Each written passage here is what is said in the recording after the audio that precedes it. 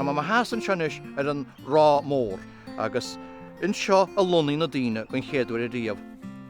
Mar rannaí muid an géadám a tu go sontas mór gan náit seo ná nar a thosa daoine tógáil cuisleán agus I cinál sin rud. Bhain na talla seo a Ráth Mó le tí na talún mór a bhainm cruús. Bhí cruús an agus bhí se goil amach an níos. Agus hébriceach ar thála se fós se bán óg. Ach, bhí níon agus neachtainna cruús agus bhí sé cheappa go racha péine ba chóir gan náite bheith, agus chud scéal go mór asób nar a chola siad gur an bhean óg se torach. Thocra siad gáil agus an bhirsa go bhharú agus an sin bhí sé cheappa go macha náite go péin. Ach, déidir leis an meán na buine thuirt lethe déala sí lethe go sásanna. Ach thug sí lethe na ginúí a bhain le Ráth Mó, agus bhhair síán ar feadh tréimhse agus rugua hinnín hálan.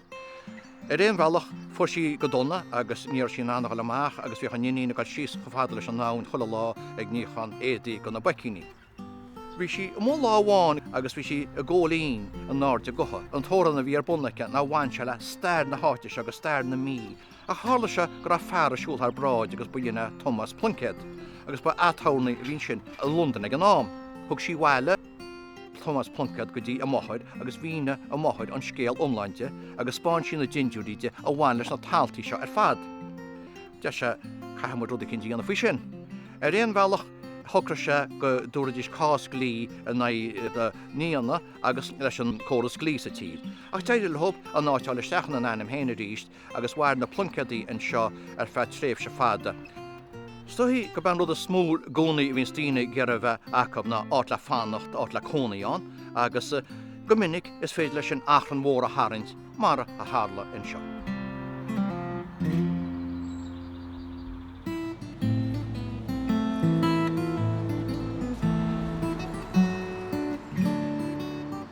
Bhí náid se antáhachtach mar áid cónaíán a gcónaí agus is baile bega bhíán a thug séad a bhís gon áit mór timppla is féidir le rá gur fada an lá ó chur daoine fuúb a mbeile ábuí gon chéadúir riamh.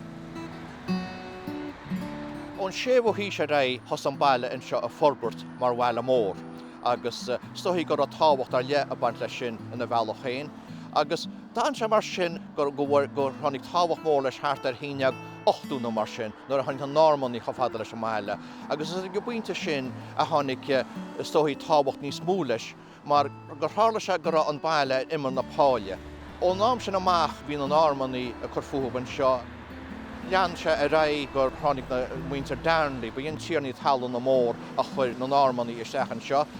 Stohí háart ar 7ú hísteag, 8ú hísteag, thosa se a forbairt go dtíadach mar atá se inis. Stohí rud eile bhain lá buí freisin ná go cinál brúachhhaile go bhla clia cé go bhfuil muid beidir 10,000 mar sin de. Mar sin caihamid a rá gúil antáhacht a baint le ábuí ón séomhí se le mar áid cónaí in seo a go dana mí.